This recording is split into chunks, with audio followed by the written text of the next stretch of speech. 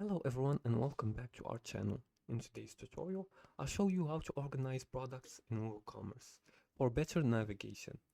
Now before we start, I have to notify you that a lot of the tasks in WordPress requires a paid subscription.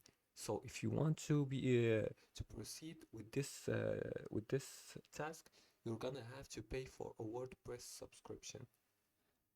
No, I didn't pay for the subscription, but I'll I'll guide you through the process verbally, and if you follow these instructions, you'll be able to organize products in WooCommerce successfully.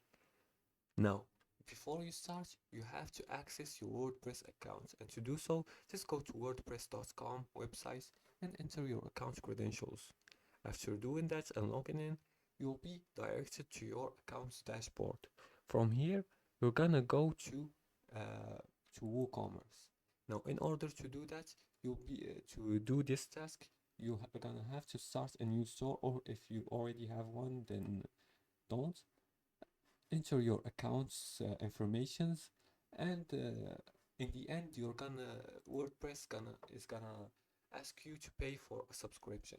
Once you do that, you'll be able to access the products and then the categories here in WooCommerce when your store is displaying right here.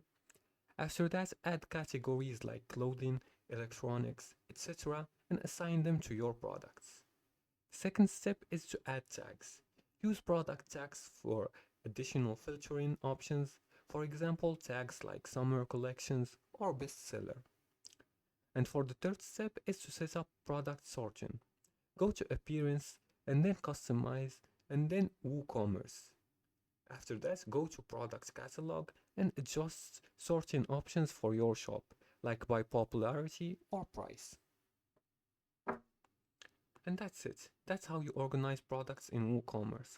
Make sure you pay for the subscription to do this task. If you like this video and found it helpful, please like and subscribe.